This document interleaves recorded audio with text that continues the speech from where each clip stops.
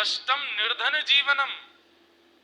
बोले एक तो बुढ़ापा, और बुढ़ापे में भी निर्धनता, वो बुढ़ापे से भी ज्यादा कष्टदायी होता है। लेकिन बुढ़ापे से ज्यादा कष्टदायी निर्धन होना, उससे भी ज्यादा कष्टदायी क्या होता है? माता पिता के जीवित होते हुए उनके युवान पुत्रों की उनकी आंखों के सामने मृत्यु हो जाना। पुत्र शोक महाकष्टम। बुढ़ापा कष्ट है, निर्धन होना अति कष्ट है, लेकिन अपनी संतान की अपनी आंखों के आगे मृत्यु देखना यह महाकष्ट है। लेकिन श्री कृष्ण, आज मैं अपनी एक घोषणा करना चाहती हूं। क्या? बोले महाकष्ट से भी विशाल कष्ट यदि कुछ है तो वो है कष्टात कष्ट करित क्षुधा। भूख लगना और भोजन का ना मिलना, यह सबसे बड़ा कष्ट है संसार का। इससे बड़ा कोई कष्ट नहीं है, सबसे बड़ा कष्ट है। गांधारी कहती है भूख लगना, भोजन का ना मिलना, ये सबसे बड़ा कष्ट है।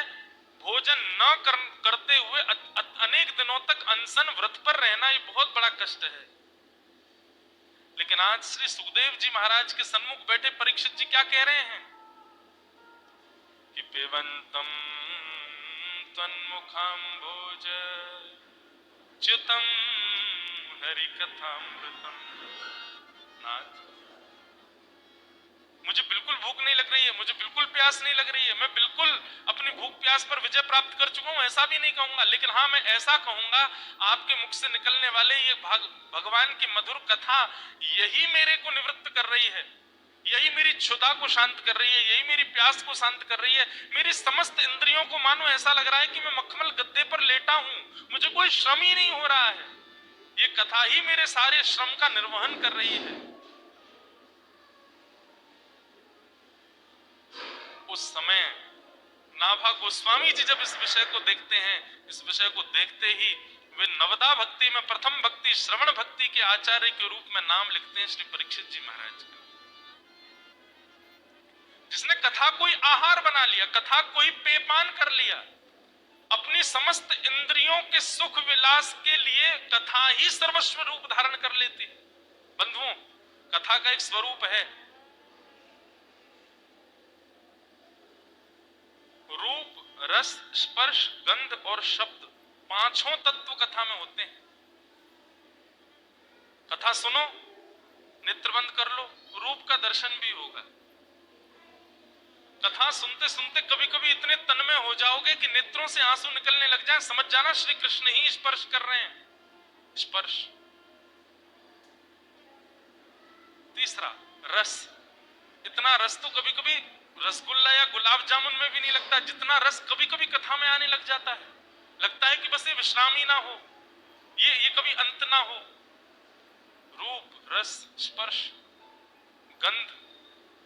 अरे कथा सुन रहे हैं तन्मयता से, उस समय यदि कोई अन्य सुगंधी लगाए हुए कोई व्यक्ति आ जाए तो उसकी सुगंधी भी दुर्गंध सी लगती है। अरे क्यों हमें विचलित कर रहे हो? ये कथा में व्यास जी कथा सुना रहे हैं, हमारी मनोवृत्ति में ही एक कुंज प्रकट हो गई, उस कुंज में ही सुंदर सुगंधी फैली हुई है, वो सुगंधी सबसे सुंदर है।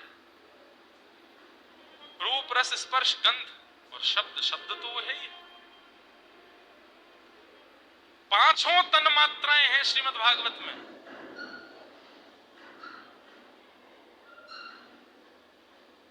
परीक्षित जी कहते हैं यदि कोई व्यक्ति पूर्ण रूपेण समर्पित कथा के प्रति हो जाए तो अपने अंगों को सुख देने के लिए जो व्यक्ति सांसारिक भोग विलास करता है, वो व्यक्ति यदि पूर्ण समर्पित कथा के प्रति हो जाए, उसके सर्वांगीण देह के अंग को सुख कथा दे सकती है, उसको परिपूर्ण कर सकती है। महाराज, एक व्यक्ति 3 घंटा पिक्चर में शांति से नहीं बैठ सकता, लेकिन 4.5, 5.5, 6.5 घंटे सत्संग चलता रहता है और व्यक्ति तस्य मस नहीं होता। मानो ऐसा लगता है सर्वांगीण इंद्रियों को पोषण मिल गया हो, सर्वांगीण इंद्रियां शांत हो गई हों।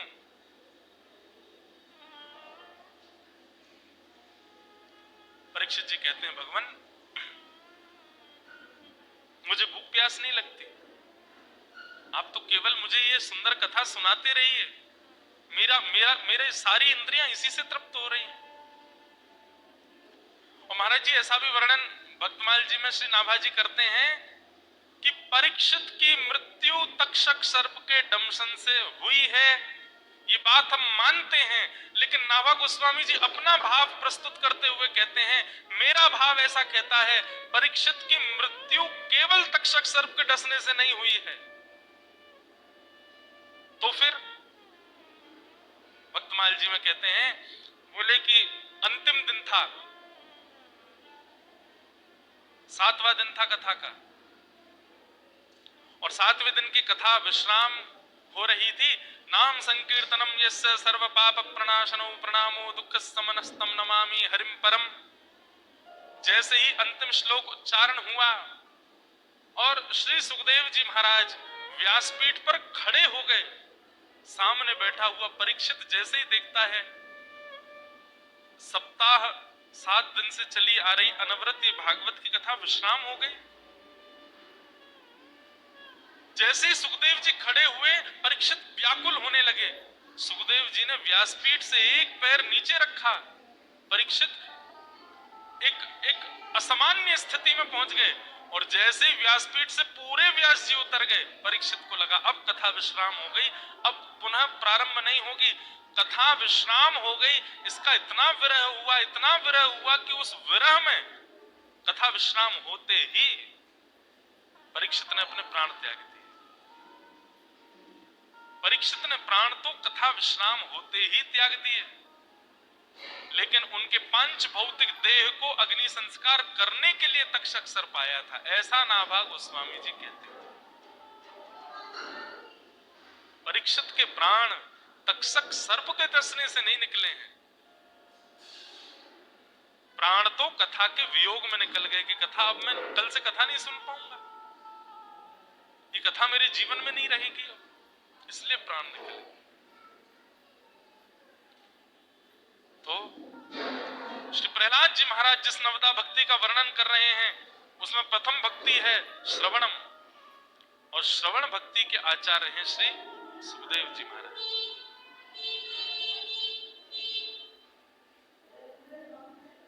श्रवण भक्ति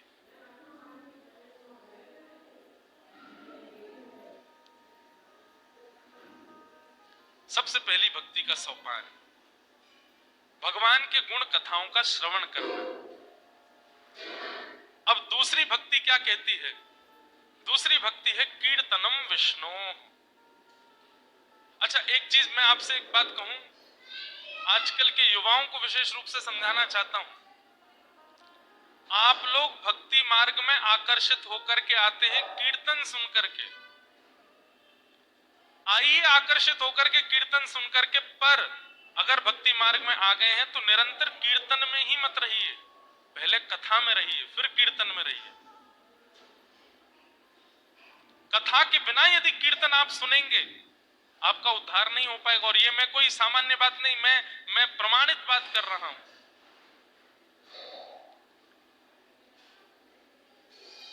नागरी दास जी का एक पद आता है, थोड़ा खिलता हुआ राग है। श्री किशोरी जी के निज पक्षी हैं श्री सुखदेव जी महाराज।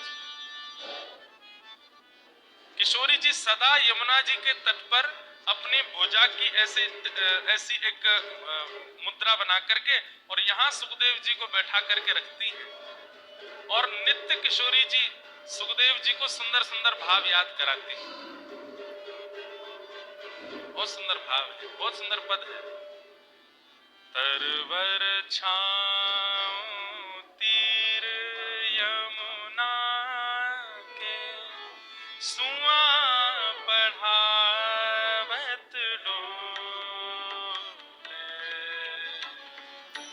तरवर छाँव तीर यमुना के सुआ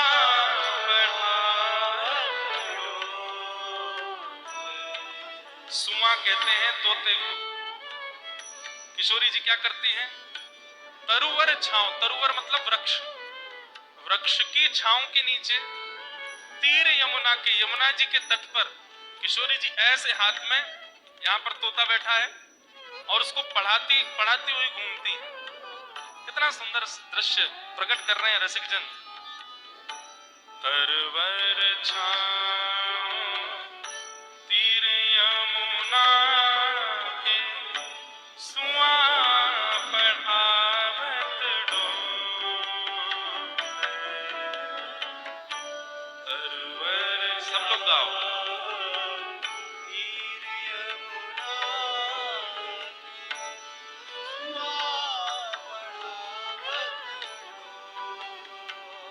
क्या पढ़ा रही हैं? रूप राशि वृषभानु किशोरी, कहीं कहीं मोहन कहीं कहीं बोले। रूप राशि वृषभानु किशोरी, मोहन कहीं कहीं बोले। तोते को याद कराती है श्री जी। क्या बोलो तोता? मोहन। अब जब तक वो मोहन स्पष्ट नहीं बोलता उसको याद कराती है, मोहन बोलो, मोहन बोलो, मोहन बोलो। और जैसे उसको मोहन याद हो जाता है बोलती अच्छा मोहन याद, अब बोलो माधव। तो वो माधव बोलना सीखता है। फिर कहती है अब बोलो केशव, फिर उसको केशव सिखाती हैं।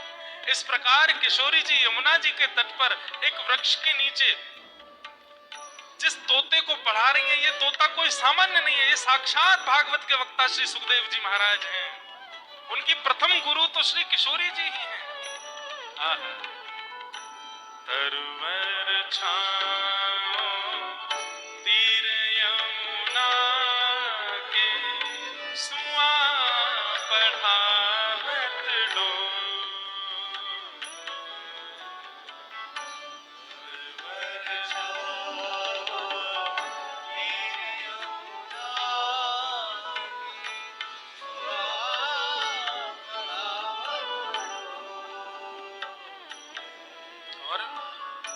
झुकत झुकावत डार कदम की, झुकत झुकावत डार कदम,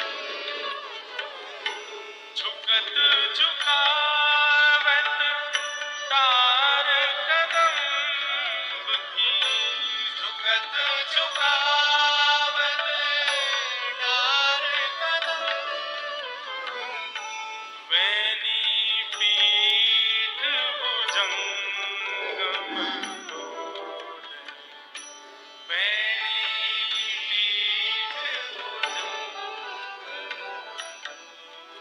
कभी कभी उस तोते को ऐसे हाथ में लेकर के श्री जी याद कराती हैं, और कभी कभी नाम माधव, केशव, हरि, मोहन, ये सामान्य नाम तो वो बोल लेता है। अब किशोरी जी कहती हैं चलो अब थोड़ा कठिन नाम बोलो। बोले बताओ क्या बोलना है? बोलो मधुसूदन। अब तोते से मधुसूदन नहीं बोलता। रटाते रटाते शाम हो जाती है तो किशोरी जी थक जाती हैं, तो कैसे खड़ी हैं?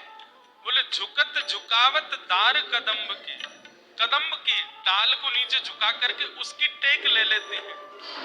और किशोरी जी की जो बैनी है यानी कि जो चोटी है वो कैसी है? बोले बैनी पीठ भुजंगम डोले, मानो जैसे कोई मोटा सर्प हो, ऐसी किशोरी जी की वो सुंदर चोटी। ये श्रीमद् भागवत के प्रथम वक्ता की तैयारी की जा रही है। भागवत का वक्ता बिना श्री जी के कृपा के बैठ ही नहीं सकता व्यासपीठ पर, बोल ही नहीं सकता श्री जी के। भागवत के वक्ताओं की सबसे पहली आदि गुरु यदि कोई है तो वो हमारी श्यामा जी, हमारी किशोरी जी। नागिरिदास प्रेम मदमाती, नागिरिदास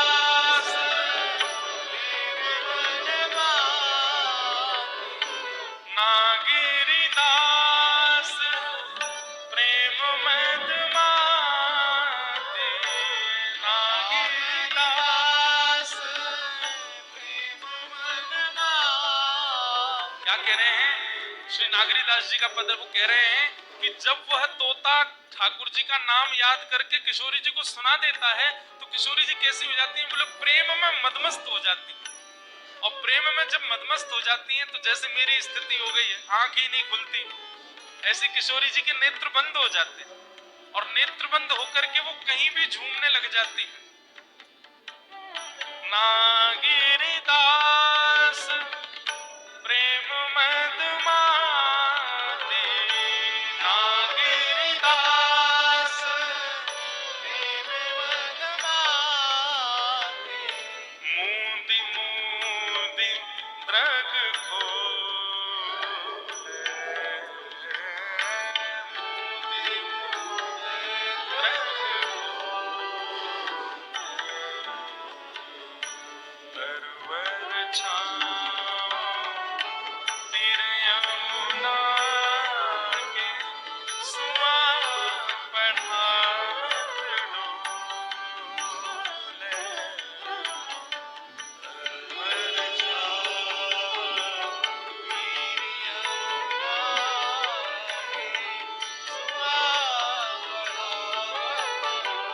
के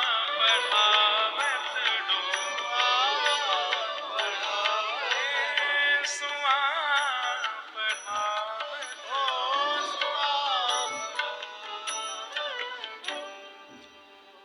जितने भी यहाँ सेवाधिकारी बैठे हैं जो ठाकुर जी की सेवा करते हैं, एक एक तोता भी रखा करो ठाकुर जी के संग, छोटा सा। और कभी कभी, रोज नहीं, कभी कभी श्रृंगार में ठाकुर जी के समीप उसको विराजमान किया करो।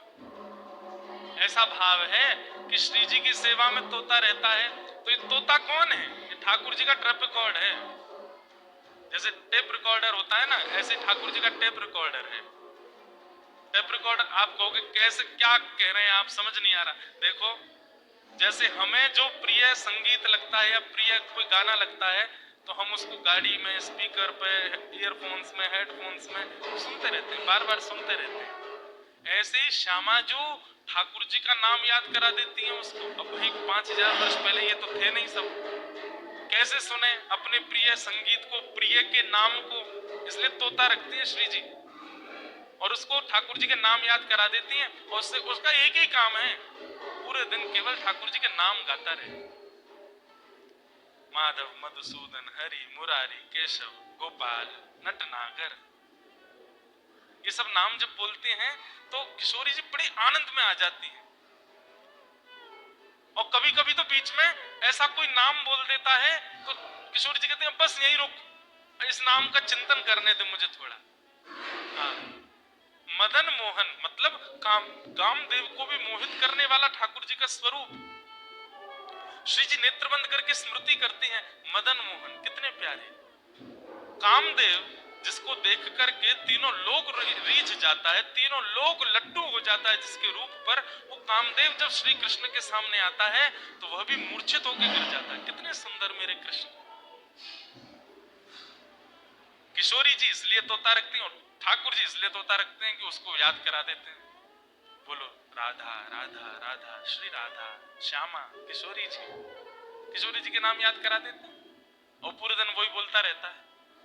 तो दोनों के संग में एक सुख पक्षी होना चाहिए। सेवा में एक रखा करो। हम कभी कभी अपने श्री गिरधर लाल जी की उर्द भुजा के ऊपर बैठा देते हैं। हमारे लाल जी नेक्से से तोता भी कितना ही बड़ा हो उनको गाता रहता, कान के पास सुनाई देता रहना चाहिए कि श्री जी का नाम। अरे भैया, ठाकुर जी बड़े चतुर हैं। आप कभी श्रृंगार देखो, श्रृंगार में ठाकुर जी अपने कान छुपा लेते हैं। क्यों? बोले कान के पीछे कोई बैठा रखो ठाकुर जी ने, वो 24 घंटा श्री राधा, श्री किशोरी जी को नाम गाते ही रहे। इसलिए कभी मयूराकृत, कभी मत्स्याकृत, कभी मकराकृत, ऐसे ठाकुर जी कुंडल पहनते हैं कि कान दिखे नहीं। और ये सारे जीव ही क्यों बैठाए यहाँ पे? बोले जीव हमारे बैठाए हैं, बोले कि इन सबन को नाम रटा रखे हैं ठाकुर जी ने, कि बैठे बैठे यहाँ पर नाम सुनाते रहे ठाकुर जी। इतना प्रिय। तो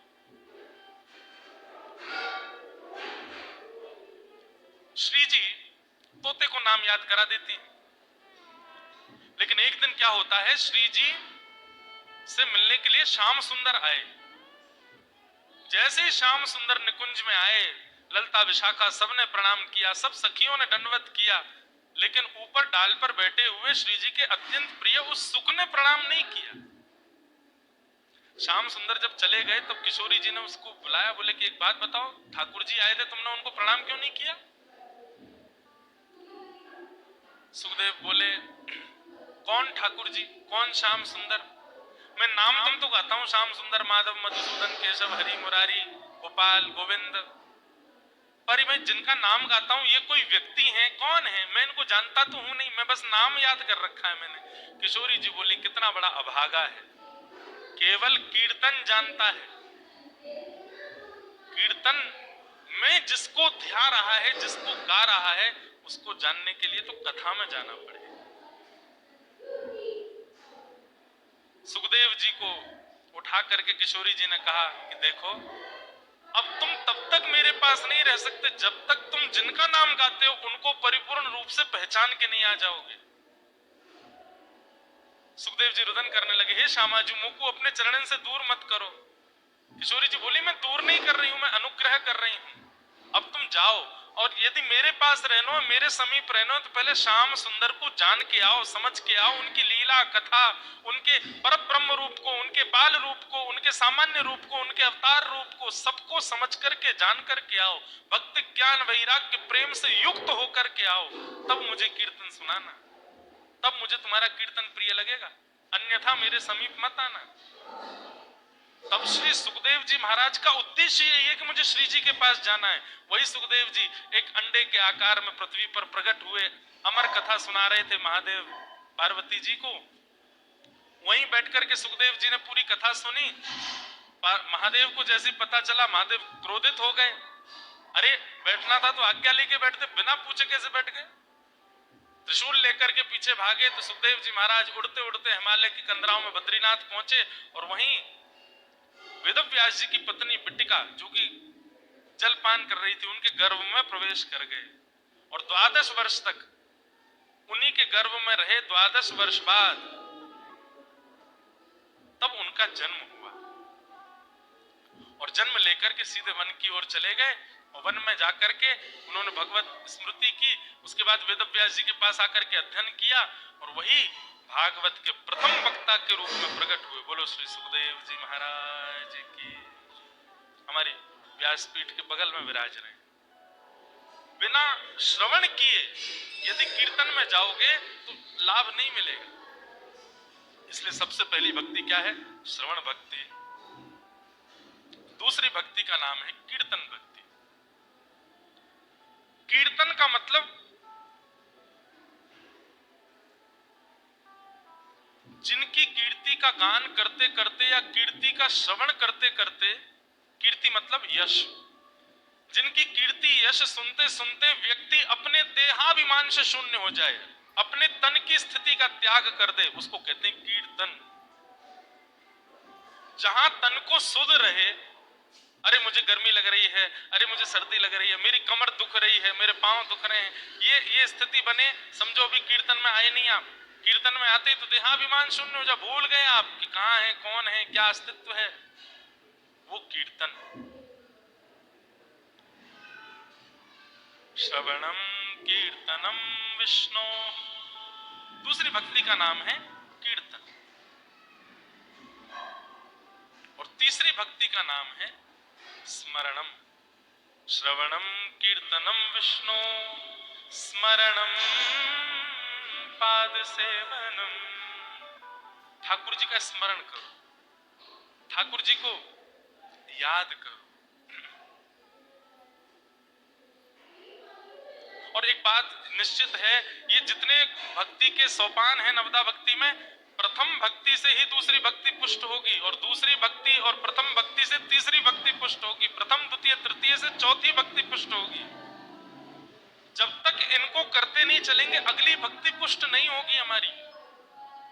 तो जब तक श्रवणम नहीं होगा, जब तक कीर्तनम नहीं होगा, तब तक आप स्मरण भक्ति में नहीं प्रवेश कर पाओगे।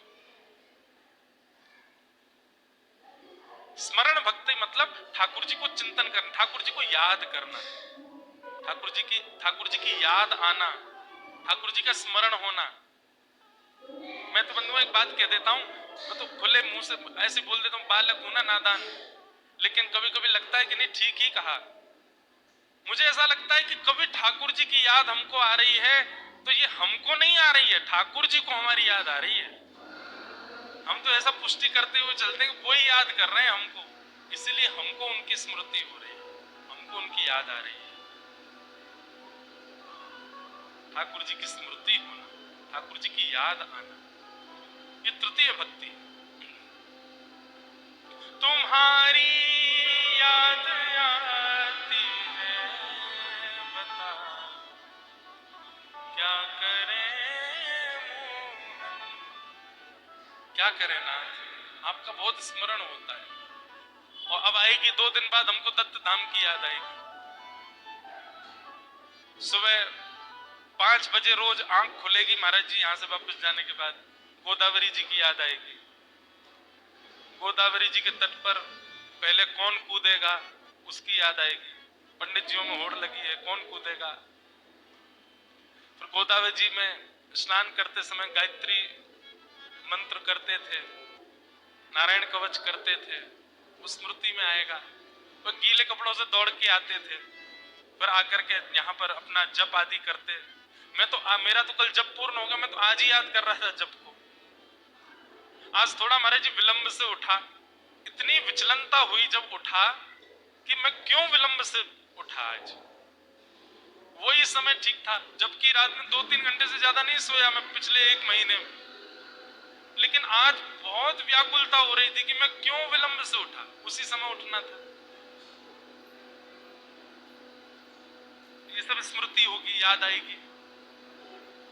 फिर जप पूर्ण करके 12 बजे भाग के जाना, पांव जल रहे हैं, खड़ाऊं पहन के जाना। हमारे जी खड़ाऊं पहन के सीढ़ियों से उतरता हूं मैं, रोज एक ही भजन करता हुआ उतरता था, हे नाथ गिरना तो पट्ट गिरना, चिट मत गिरना, कहीं मेरे दांत टूट गए सवरे तो मैं कथा कैसे करूंगा। और खड़ाऊं वो गीले तो हो ही जाते नीचे से, लेकिन एक चीज तो है, खड़ाऊं पहनने में एक फायदा है, दृष्टि, मतलब आप बहुत संभल के चलते हो। फिर लोग बाग कहते हैं आप कैसे चल लेते हो, अब तो आदत हो गई मुझे। लेकिन उसमें एक बढ़िया रहता है कि आप फिर मन चला नहीं चलते, आप संभल के चलते हो। याद आएगी, दोपहर में जाना, स्नान करना, गहराई नापना। हम महाराज जी एक काम और करते थे, बड़ा सा पत्थर लिया, गोदी में लेके बैठ गए और फिर गिनती होती थी बाहर कितनी देर रुके। मेरा 53 सेकंड का रिकॉर्ड था। और यहाँ का एक बाल, वो क्या नाम है उनका, हरी है? है? माधव, मुकुंद काका जी के नाती, वो तो महाराज जी 1 मिनट से ऊपर बैठता भीतर, स्मरण करता ठाकुर जी का। तो सब स्मृति होगी। और फिर उसके बाद दौड़ के आना। फिर हमारे दत्त धाम के परिकर के दूर से ऐसे देख रहे होते थे हमको कि सब भूखे प्यासे बैठे, जल्दी चलो। फिर जाके तैयार होना, फिर भागना, वहां जाकर के सबकी थाली लग जाती है जब तक मैं पहुंचता हूं। सब मुझे ऐसे देखते हैं, आ गए भले पधारे नाथ, आओ बैठो भोजन करो। फिर भोजन करते हैं। रोज वहां सुंदर सुंदर आकृतियां रंगोली की बनती हैं, उनकी स्मृति आती है। फिर वहां से आकर के बीच का बचा 1.5 घंटा, उसमें नींद आ रही है और उसी समय पढ़ना है, आज विषय क्या है वो करना। फिर आपके प्रश्न पत्र आना, उन प्रश्न पत्रों में एक व्यक्ति के द्वारा दत्त भगवान का मगरमच्छ गुरु बताना कि एक गुरु मगरमच्छ भी है, जो कि है ही नहीं है 24 गुरुओं में। ये सब चीजें स्मृति में आएगी।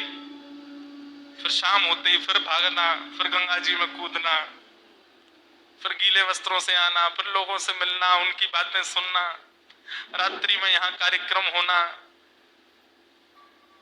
यहाँ पर कभी गायन के, कभी कोई सुंदर सुंदर, कुछ नहीं हो रहा तो खुद ही बैठ गए कार्यक्रम करने। ये सब स्मृति आएगी महाराज जी। और ये स्मृति ही कल्याणकारी होती है। नष्ट मोह स्मृतिर लब्धा, गीता का मूल सार है स्मृति। स्मृति चित्त में रहनी चाहिए। अब पता नहीं कितने दिन तक तो ऐसे ही रहेगा हमारे जी, समय चक्र घूमेगा और यहाँ की याद आएगी। अभी हम दत्त धाम में होते तो इस समय ये कर रहे होते, इस समय ये ऐसा चल रहा होता, इस समय वो हो रहा होता। कई बातें ऐसी वो मंच से नहीं बताऊंगा जो और भी होती थी, हमारे सब परिकर के लोग जानते हैं, उन्हीं की संगी होती थी। जैसे इनमें से कई ऐसे महाराज जी उनको गहराई से डर लगता है, तो मैं उनके जबरदस्ती पास जाता हूँ, अब स्पर्श कर नहीं सकते तो बेचारे क्या करें, भागते हो, मैं भगा के उनको गहराई में ही ले जाता हूँ, फिर रोते हैं, चीखते हैं, चिल्लाते हैं, सब आनंद आनंद भी रहा, ज्ञान। अच्छा, सबसे बड़ी बात, पिछले 1 महीने में ऐसा कोई दिन नहीं गया, ऐसा कोई क्षण नहीं गया, ऐसा कोई 24 घंटों में से घंटा नहीं गया जिसमें हरिस्मरण ना किया। हर घंटे हरि को याद किया। इतना हरिस्मरण अगर हम पूरा जीवन करें तो साक्षात ठाकुर जी प्रकट हो जाएं। महाराज जी, आपने हमको कथा करने के लिए नहीं बुलाया है, आपने वास्तव में यहाँ जितने लोग रुके, जितने लोग आए, जितने लोग सुन के, हम सबको सिखाया है कि अब ऐसे रहो, आपने सिखाने के लिए बुलाया। कथा तो बस चली जैसे टूटी फूटी वाणी में जो मुझसे हुआ, मास भर की कथा रही, पर मैं तृप्ति से तो मैं बोल ही नहीं पाया अभी तक भी। और ये अंतिम दिनों में तो ये आंख बंद वाला और कार्यक्रम पता नहीं क्या शुरू हुआ, ये खुलते ही नहीं। पर एक अद्भुत था वो भाव, नहीं कह सकता। जिस दिन पिताजी महाराज आए, मुझे ऐसा लग रहा था कि अगले दिन वो जाएंगे तो शायद मुझे कहीं मैं भावुक ना हो जाऊं। ऐसा मेरे साथ कभी जीवन में नहीं, भावुक का मैं विचार ही नहीं करता कभी किसी के आने जाने पर यहाँ बार बार भय लगता है कि पिताजी आए तो ऐसा लग रहा था कि कहीं वृंदावन जाएंगे तो मेरे को याद तो नहीं आ जाएगी इनको देख के, लेकिन पिताजी गाड़ी में बैठ के गए, मुझे याद नहीं आई। अब मुझे ये भय है कि कहीं मैं यहाँ से जाऊं, मुझे यहाँ की याद नहीं आवे, मुझे ज्यादा स्मृति नहीं हो। हमारे गुरुजन सब, इन सबका ऐसा प्रेम भर के मिलना, कुछ ना कुछ भाव बताना। मुकुंद काका जी, आप सबको बताओ, मुकुंद काका जी ने अभी परसों एक विलक्षणता दिखाई। आप श्री पिताजी महाराज आए थे और हमारे कृष्णा जी बैठ करके कुछ गा रहे थे, और आपने ऐसे कागज हाथ में लिया और उस कागज पे ही ऐसे थोड़े उसको ऐसे फाड़, उसको थोड़ा उसके चित्रे कर करके, और सुंदर श्री पंडरीनाथ भगवान का विग्रह श्री मुकुंद काका जी ने निर्माण किया। भैया, हमने सूरदास जी को तो नहीं देखा, पर हम ऐसा कहें कि महाराष्ट्र में साक्षात श्री सूरदास जी ही, ठाकुर जी के परम प्रिय श्री सूरदास यदि हैं तो वो हमारे मुकुंद काका ही। सूरदास जी बड़े प्रिय हैं ठाकुर जी को। सूरदास जी से कोई कहता, सूरदास जी आपके पास नेत्र नहीं है, ठाकुर जी तो सूरदास जी उत्तर में क्या कहते, उत्तर में कहते, बोले कि अरे तू नहीं जाने, ठाकुर जी कह रहे हैं भैया, कोई को यदि वस्तु मिली है इसका मतलब उस वस्तु का प्रयोग उसी को ही करना है। आप सबको ठाकुर जी ने नेत्र प्रदान किए हैं। सूरदास जी कहते आप सबको नेत्र प्रदान किए हैं, इसका मतलब ठाकुर जी आपसे कह रहे हैं गड्ढा देख के चलना, ऊंची सीढ़ी जान करके चढ़ना। पर मुझे ठाकुर जी ने नेत्र नहीं दिए, क्यों? बोले मेरो हाथ पकड़ के तो गोपाल जी चले, और मुझसे यूं कहें, बोले तू चिंता मत कर, गड्ढो आवेगो मैं संभालूंगा, ऊंचाई आवेगी मैं उठा दूंगा, तो करने की जरूरत ही नहीं है, इतना परिश्रम भी मत करे। या हमारे ठाकुर, एक सुंदर पद है, मुझे स्मृति में नहीं, ढूंढूंगा तो समय निकले। सूरदास जी कहते हैं, बोले मेरे नेत्र तो श्याम सुंदर ही हैं, वो जहां ले जाते मैं चल देता हूं।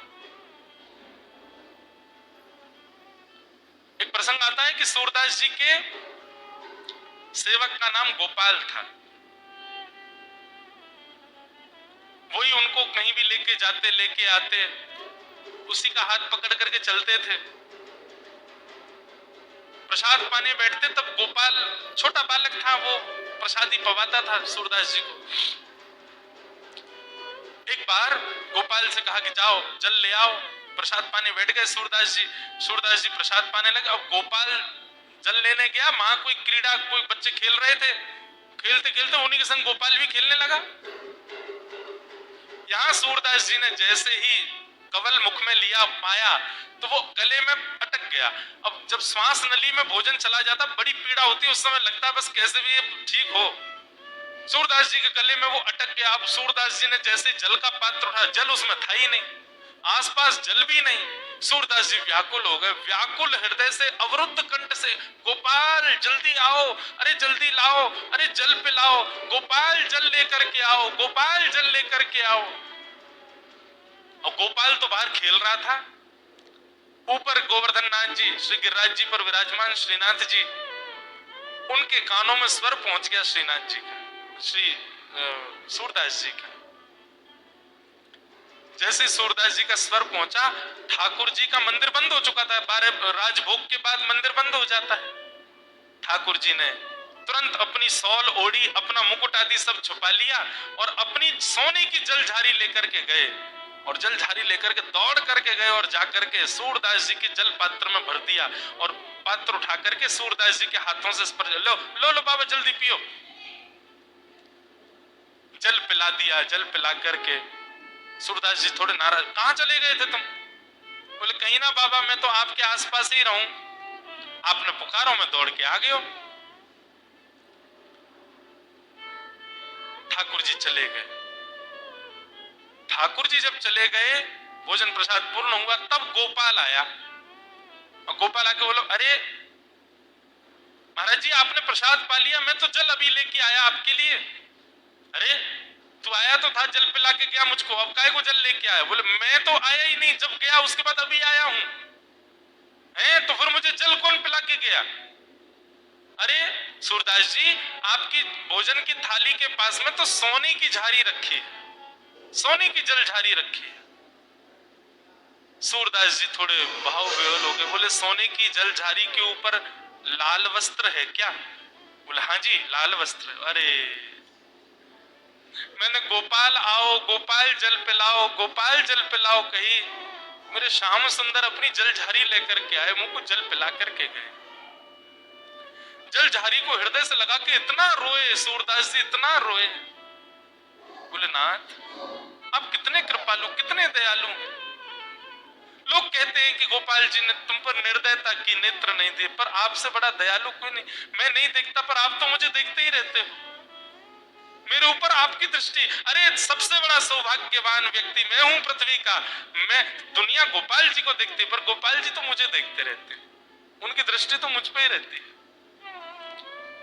शाम को उत्थापन के समय सूरदास जी जलझारी हृदय से लगाते हुए लेकर के गए, और वहां मंदिर में जाकर के जब प्रस्तुत की, गुसाई जी आदि सब मंदिर परिकर के लोगों के नेत्र सजल हो गए।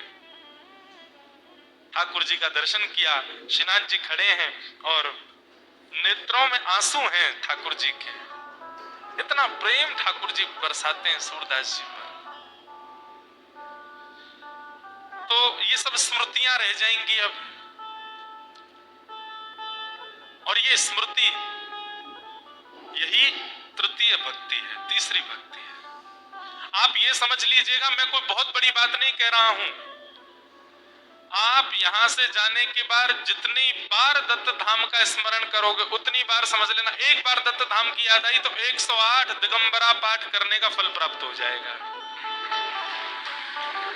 वृंदावन को याद करने पर, एक बार वृंदावन की याद आती है तो ये समझ लीजिए कि 108 राधा कृपा कटाक्ष स्तोत्र पाठ करने का फल प्राप्त हो जाता है। स्मृति में इतनी शक्ति है। और याद, एक और बात याद रखिएगा, किसी दूषित स्थान और दूषित व्यक्ति का स्मरण करने पर जितना पुण्य बल, जितना भक्ति बल आपके चित्त में बढ़ा है, ध्यायतो विषयाम पुंसः, विषयों का स्मरण करने से, ध्यान करने से स्मृति में इतनी शक्ति भी है कि स्मृति में यदि गलत वस्तु आ जाए तो गलत वस्तु आपके पुण्यों को छीण भी कर देती। परंतु हम तो यहाँ की स्मृति लेकर के जा रहे हैं, खूब याद करेंगे दत्त धाम को, यहाँ के सब परिकर को, महाराज जी को। महाराज जी मुझे तो ऐसा लग रहा है 2 दिन बाद कथा के बाद में अब मुझे दोबारा बगलबंदी पहनूंगा तो ऐसा ना लगे कि किसी ने मुझे बांध दिया है। अब मुझे खुले वस्त्रों में रहने की आदत हो गई 1 महीना से, तो बड़ी स्मृतियां हैं। तो ये स्मृति तीसरी भक्ति है। श्रवणम कीर्तनम विष्णु स्मरणम, स्मृति और चौथी भक्ति का नाम श्री प्रहलाद जी कहते हैं पाद सेवनम, ठाकुर जी की चरण सेवा। अच्छा एक बात ध्यान से सुनना, नवदा भक्ति में मैं कथाओं में कहा करता हूं दो भक्ति ऐसी हैं जो ठाकुर जी अनुग्रह करेंगे तो ही मिलेगी, आपके चाहने से नहीं मिलेगी। उसमें प्रथम है चरण सेवा और दूसरी है सख्य। तो मैंने एक बार अपने गुरुदेव से पूछा कि ये दो भक्ति ठाकुर जी कृपा करेंगे अनुग्रह करेंगे तो ही हमको मिल सकती है, हमारे चाहने से नहीं मिलेगी। तो गुरुदेव से पूछा तो फिर कोई उपाय बताइए दोनों भक्तियों को प्राप्त करने का। तो गुरुदेव कहते हैं इन दोनों भक्तियों के क्रम से पहले जो क्रम बताए गए हैं उनको परिपूर्ण रूप से जब चित्त में ले आओगे तो यह भक्ति का अनुग्रह ठाकुर जी कर देंगे। मतलब पाद सेवनम यानी कि चरण सेवा, तो चरण सेवा से पहले कितने क्रम है भक्ति के? श्रवणम, कीर्तनम, विष्णु स्मरणम, ये तीन क्रम है। यदि ये तीन क्रम परिपूर्ण रूप से आपके पास आ गए तो ठाकुर जी अपनी चरण सेवा आपको प्रदान करें। कीर्तन भक्ति, स्मरण भक्ति और श्रवण भक्ति।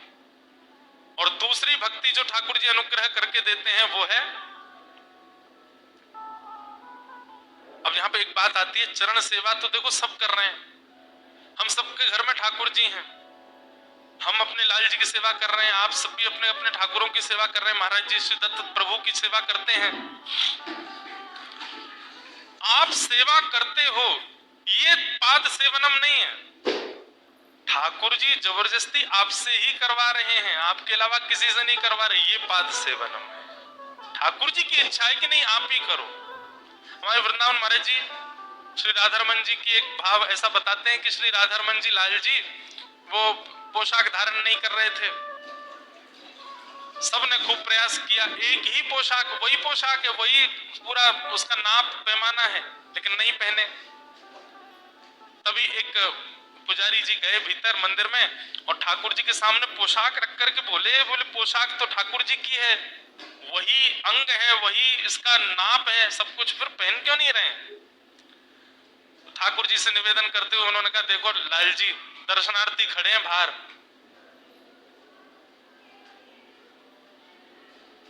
अंतिम बार प्रयास कर रहे हैं, यदि आपने धारण कर ली तो ठीक, नहीं तो दिगंबर रूप में ही दर्शन करा देंगे आपका।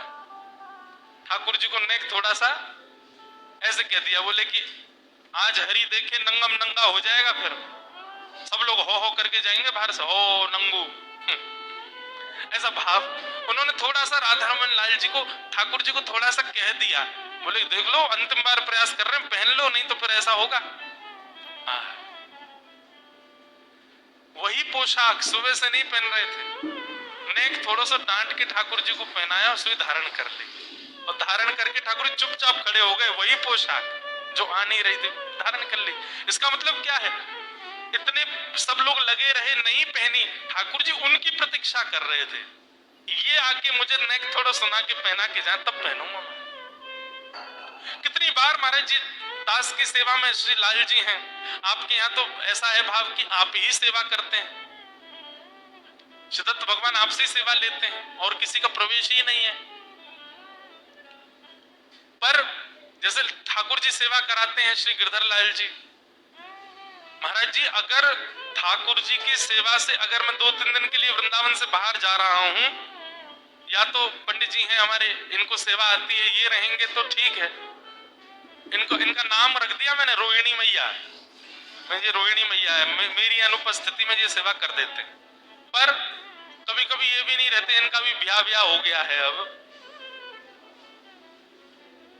तो चले जाते हैं ससुराल प्यार भई जब से, रूप कुटुंब भये तब से, तो फिर अब मुझे भी कहीं जाना, लाल जी को ले जाने से, तो एक आध और हैं बालक, उनको भी थोड़ी थोड़ी आती है सेवा, पूरी नहीं, तो महाराज जी ठाकुर जी को बता के जाना पड़ता है कि कल से आपकी सेवा अमुक नाम के बालक करेंगे, उनको परेशान मत करना, आप तैयार हो जाया करना, भोग लगाएंगे पालिया करना, ज्यादा वो नहीं होना, मैं 2 दिन में 2 दिन काम से जा रहा हूं, आपके काम से। श्री स्वामी राम सुखदास जी महाराज कहते थे इस बात को कि जब भी अपने घर से निकलो गोपाल जी को बता के जाओ कहाँ जा रहे हो, क्यों जा रहे हो, किस काम से जा रहे हो। और जब भी घर लौट करके आओ अपने गोपाल जी को बैठ करके बताओ कहाँ गए थे, क्यों गए थे, क्या करके आए, कैसे करके आए। स्वामी श्री राम सुखदास जी महाराज कहते हैं इससे दो भाव होंगे। पहली बात, कहीं गलत जगह जाना है तो आपके मन में चिंता आ जाएगी कि यार मैं तो सब बात गोपाल जी को बता के जाता हूं, उनको कैसे बताऊं कि मुझे वहां जाना है। तो आप अंततोगत्वा यही करोगे कि आप उस जगह जाना ही जाओगे ही नहीं। नहीं, गलत जगह है, गोपाल जी को नहीं बता सकता मैं वहां जाऊंगा ही नहीं, पहली बात। दूसरी बात, आप जिस कार्य के लिए भी जाओगे ठाकुर जी को बता के जाओगे तो ठाकुर जी पूर्व व्यवस्था रखेंगे। अरे वहां गया है, जिस प्रकार घर से निकलने पर माता पिता को बता, तो माता पिता चिंता रखते हैं ना, बार बार फोन करके पूछते रहते हैं। ठाकुर जी फोन तो नहीं करेंगे, ठाकुर जी लेकिन उपस्थित होकर के वहां आपके कार्य को देखते रहेंगे। अच्छा मुझे बता के गया था, मैं उस काम से जा रहा हूं, सब कार्य व्यवस्थित हो जाएंगे। लौट करके आकर के ठाकुर जी को सब बताओ। तीसरी बात इससे जो सिद्ध होगी क्या, कि आप अनुभव करेंगे कि कुछ दिनों में आपके ठाकुर जी से आप जब बताएंगे वहां जा रहा हूं ऐसे ऐसे, आपको प्रत्युत्तर मिलने लगेगा। ठाकुर जी संकेत करने लग जाएंगे, ठाकुर जी किसी ना किसी रूप में आपको अनुभव करा देंगे कि हाँ ठीक है जाना चाहिए, अच्छी बात है। या कह देंगे नहीं वहां मत जाओ, ठीक नहीं है। अनायास ही आपका मन होगा कि नहीं मुझे नहीं जाना, नहीं मैं नहीं जा पाऊंगा। पता नहीं क्यों मन अचानक से उच्चाटित हो गया। वो उच्चाटन होना और वो परमानंद होना कभी कभी चित्त में, ये अनुभव है कि ठाकुर जी ही आपके चित्त में वो भाव प्रकट करने हैं। महाराज जी दास के साथ एक होती है लीला कि जैसे कथा कराने वाले कभी कभी मिलने, अब मैं हमेशा नहीं मिल पाता सबसे, जो भी कथा कराने वाले, तो कई बार वृंदावन में होता हूं या कहीं आ जाते हैं कथा आयोजक जिनको करानी है, तो उनका ये निवेदन करना कि हमारे यहाँ कथा कर दीजिए, उसी समय मैं अपने चित्त में अनुभव करता हूं। यदि विषाद का अनुभव होता है ना, मतलब पीड़ा जैसी हो जाती है, तो बस पता नहीं क्यों लगता है कि ठाकुर जी इच्छा नहीं कर रहे, तो उनको कहना पड़ता है कि हम समय होगा हम बताएंगे, बाद में बताएंगे आपको। और कई बार ऐसा होता है महाराज जी, कई लोग आते हैं बोले हमें कथा करानी, कब करानी, अगले महीने करानी। अब समय तो है नहीं, लेकिन मन में इतना उत्साह, आनंद और इतनी तीव्र उत्सुकता जैसी आ जाती है, बस उसी समय लगता है कि नहीं सब कथा आगे पीछे करो, किसी को कहो उनकी भली कैंसिल करो, उनको कहो बाद में करेंगे, इनकी पहले करो। तो साथ में जो लोग रहते हैं वो कभी कभी चिंतित होते हैं, ऐसा क्यों कर देते आप, कथा कैंसिल करके किसी को दे देना। जैसे श्री दत्त धाम के लिए भी यही हुआ। इस तिथि में पहले अगली तिथि थी, मतलब 12, जिस दिन कथा पूर्ण हो रही है 10 तारीख को ना, जब पहले 11 मई से 10 जून तक का समय था, फिर बाद में 11 अप्रैल से 10 मई का हो गया। इस तिथि में महाराज जी 3 कथाएं थीं कहीं कहीं पर जब ये तिथि निश्चित हुई तब ऐसा लगा नहीं यही तिथि होनी चाहिए, इसी में ही जाना है, इसी में ही सुख मिलेगा। तो ये संकेत ठाकुर जी करते हैं आपके चित्त में, जब आप उनसे वार्ता करते हैं, आप उनसे चर्चा, और वार्ता कोई ऐसा पूरे दिन बैठे रहो उनके पास, केवल इतना कीजिए। देखिए बहुत ज्यादा भी करते हैं ना तो कहीं कहीं आडंबर लगने लग जाता है, ज्यादा भी नहीं करना है, केवल इतना कर लीजिए कि आप जब जाएं, जैसे माता पिता को बताते हैं वैसे ठाकुर जी को बता के जाओ, हम वहां जा रहे हैं, इस काम से जा रहे हैं, इतने देर में आएंगे, इतने बजे तक आएंगे, आप ध्यान रखना। और जैसे ही लौट करके आओ, हाथ मुंह धो करके सबसे पहले ठाकुर जी को जाके सब बताओ, आज कहाँ गए, क्या किया, किससे मिले, क्या हुआ, कितना कमा के लाए, कितना खर्चा हो गया, कितना मुनाफा हुआ, कितना घाटा हुआ, सब बता दो, क्या खाया क्या पिया सब बोल दो ठाकुर जी को। स्वामी श्री राम सुखदास जी महाराज कहते, बोले इतना मात्र करने से आपकी भक्ति अपने आप शुद्ध होने लग जाएगी, और ठाकुर जी जो जड़वत खड़े रहते हैं वो धीरे धीरे चैतन्य होने लग जाएंगे। तो बता के जाना पड़ता है ठाकुर जी को कि ये सेवा करेंगे। पाद सेवनम, ये ठाकुर जी की इच्छा से होता है, हमारी इच्छा से नहीं होता। श्रवणम कीर्तनम विष्णु स्मरणम पाद सेवनम, ठाकुर जी की चरण सेवा, ठाकुर जी की निज सेवा। ये भक्ति क्या है, श्रवणम कीर्तनम विष्णु स्मरणम पाद सेवनम। पांचवी भक्ति अर्चनम, ठाकुर जी की अर्चना करो। अर्चना जैसे कि पुष्पों के द्वारा, पूर्व के गाए हुए भक्तों के द्वारा जो पद हैं, पूर्व के द्वारा गाए हुए जो स्तुतियां हैं, स्तोत्र हैं, उस भाव को हृदय में धारण। जैसे भीष्म स्तुति गा रहे हैं तो भीष्म स्तुति गाते समय चित्त में यही भाव आवे कि मैं भीष्म हूं और मैं मरणासन अवस्था में हूं, मेरे सामने साक्षात द्वारिकाधीश खड़े और मैं गा रहा हूं।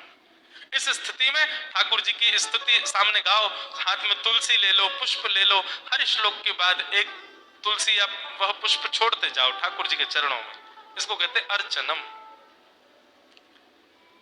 सूरदास जी का पद गा रहे हो, मीराबाई का पद गा रहे हो, हाथ में कोई एक पुष्प ले लो, हर पद की एक पंक्ति के बाद वह एक पुष्प छोड़ते जाओ ठाकुर जी के चरणों में।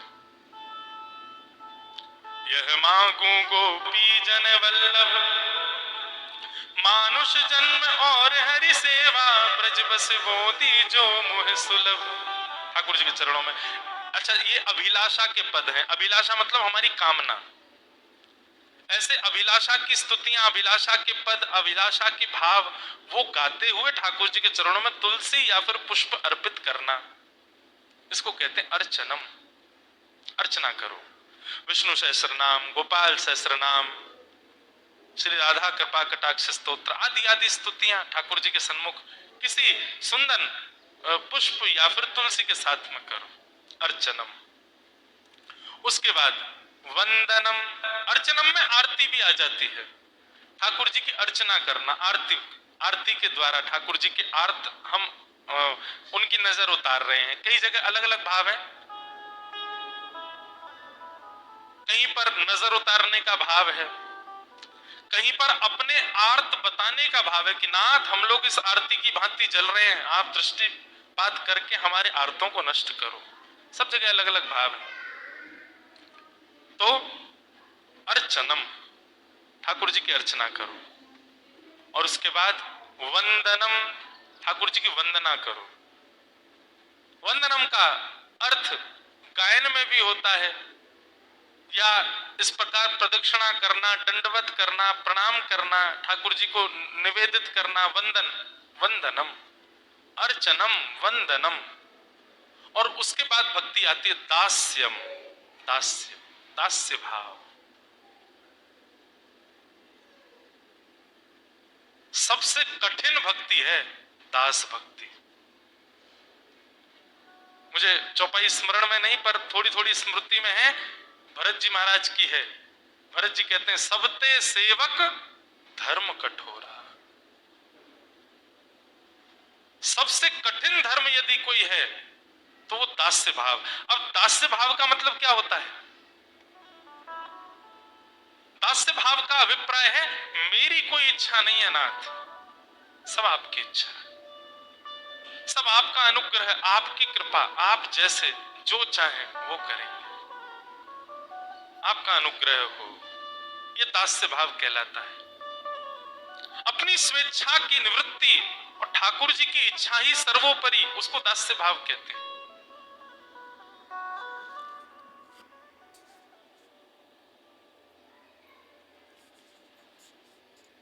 ये जीवन समर्पित चरण में तुम्हारे, तुम ही मेरे सर्वस्व, तुम ही प्राण प्यारे।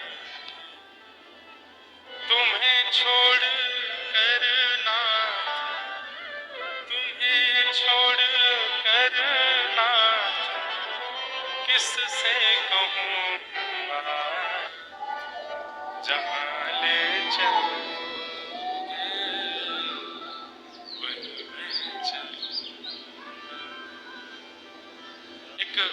पद का भाव मुझे स्मृति में तो नहीं पर किंचित मात्र चित्त में आ रहा है। तुम रहो कहाए के अब कौन को कहाऊंगो, इसको कहते हैं दास्य भाव। मतलब जब मैं आपका कहला दिया गया हूं अब किसी और का कहलाया जाऊं, कैसे संभव हो सकता है नाथ? तुम रो कहाए के अब कौन को कहाऊंगो, संतन की पनही को रक्षक कहाऊंगा। हाँ, श्री मदन मोहन सूरध्वज जी महाराज, इनका चरित्र एक दिन में सुना रहा था ना। 100 संडीले उपजे सब संतन मिल गटके, आधी रात मदन मोहन सूरदास वृंदावन को सटके। उन्हीं का ये भाव है, तुमरो कहाए के अब कौन को कहाऊंगो, संतन की पनही को रक्षक कहाऊं। बड़ी सुंदर कथा है महाराज जी। सूरध्वज जी महाराज जब सब छोड़ छाड़ करके मदन मोहन जी की शरण में आ गए वृंदावन में, तो ये रोज ठाकुर जी से एक ही प्रार्थना करते थे, तुमरो कहाए अब कौन को कहाऊंगो, संतन की पनही को रक्षक कहाऊंगो। बोले नाथ, आपका हो जाने के बाद अब मैं किसी और का नहीं हो सकता, मैं किसी और का नहीं हूं। बस हाँ, आपका होने के बाद भी मैं एक का हूं। क्या? संतों की पनही, पनही कहते हैं पादुका को, उनकी पादुकाओं का रक्षक हूं मैं, उनकी पादुकाओं की रक्षा करने वाला हूं। रोज मदन मोहन जी से यही बात कहते थे, संतन की पनही को रक्षक कहाऊंगो। वहां एक संत खड़े रहते थे, बोले ये बहुत बार बार बोलता रहता, संतन की पनही को रक्षक कहाऊंगा, संतन की। रुक जाओ, कल मैं परीक्षा लेता हूं इसके। मंगला में दर्शन करने के लिए, नित्य का नियम उनका, मंगला में दर्शन करने जाते थे, तो वो संत भी दर्शन करने गए। तो मदन मोहन सूरध्वज जी महाराज जैसे मंदिर में पहुंचे तो संत बाहर ही घूम रहे थे, वो बड़ी चिंता में घूम रहे थे। प्रणाम किया चरणों में, प्रणाम करके कहा, हे संत प्रवर, आप बड़े उदास दिख रहे हैं। मंगला का समय, मंगला में तो सब प्रसन्न रहते हैं, आप उदास क्यों? संत बोले, हमारी बड़ी महंगी पादुका हैं, 3 बार कोई चोरी करके ले गया। हमको तो भीतर जाने में बड़ा लगता है कि मदन मोहन जी के दर्शन करने पर कोई हमारी पादुका ले जाता है चुरा करके, क्या करें? कैसे जाएं? दर्शन भी करना है, पादुका भी चाहिए। भैया इतना धन तो है नहीं हम पे कि हम नहीं रोज खरीदते रहे। सूरध्वज जी महाराज बड़े प्रसन्न हो गए, बोले मैं नित्य कहता हूं, संतन की पनही को रक्षक कहाऊंगो। आज श्री मदन मोहन जी मेरी परीक्षा ले रहे हैं कि तू मेरे मंगला दर्शन करेगो कि इनकी पनही की रक्षा करेगो। मदन मोहन जी श्री सूरध्वज जी महाराज चरणों में गिर गए, बोले महाराज आप जाओ दर्शन कराओ, ये पादुका मुझे दे जाओ, मैं बैठा हूं यहाँ पर, आप दर्शन करके आओगे तब तक बैठा रहूंगा मैं। पादुकाओं को गोद में लेकर के, इतने उनको लगी नहीं रहा संतों की पादुका, वो तो ये सोच रहे श्यामा श्याम के चरणारविंद है मेरे गोद में। नेत्रों से विरल अश्रुधार बार बार उन पादुकाओं को पहुंचते हैं, हृदय से लगाते हैं। लेकिन संत ने तो इतनी कड़ी परीक्षा ली, मंगला का समय व्यतीत हो गया, संत भारी नहीं आए। श्रृंगार का समय हो गया, भीड़ भाड़ श्रृंगार का दर्शन करके, श्रृंगार का दर्शन करके भी चले गए, संत भारी नहीं आए। राजभोग का समय हो गया, संत भारी नहीं आए। मंदिर बंद होके उत्थापन का समय हो गया, मतलब सुबह 5 बजे से लेकर के अब दोपहर के 3 बज गए, भयंकर धूप पड़ रही है, संत भारी नहीं आए। लेकिन वो अब भी पादुका लेके हाथ में बैठे। शाम का समय हो गया, रात्रि हो गई, ठाकुर जी की शयन आरती हो गई। सूरध्वज जी का नियम था, मैं जितने दिन वृंदावन में रहूंगा अष्टयाम दर्शन करूंगा मदन मोहन जी का। लेकिन आज वर्षों के अपने नियम को तोड़ दिया कि संत की चरण पादुका की रक्षा करनी है मुझे।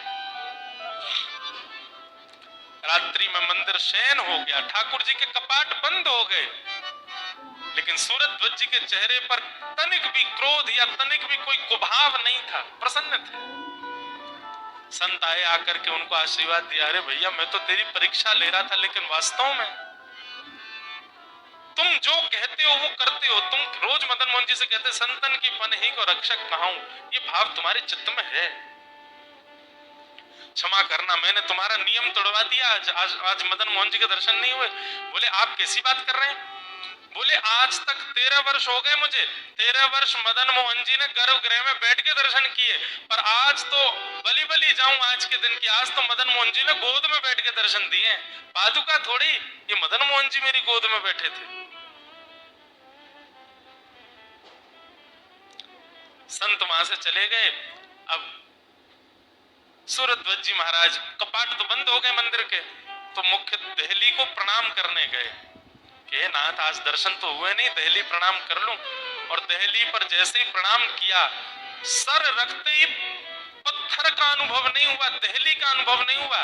तो संचिन्तयेत् भगवतश्चरणारविन्द्रं वज्राङ्कुशध्वज सरोरुहलाञ्चनाट्यम् उत्तुंग रक्त विलसन नख चक्रवाल शंख चक्र अंकुश आदि सुंदर सुंदर चिन्हों से चिन्हित सुंदर चंद्रमा को भी फीका करने वाला दिव्य तेज प्रकट होने वाले 2 युगल चरण थे।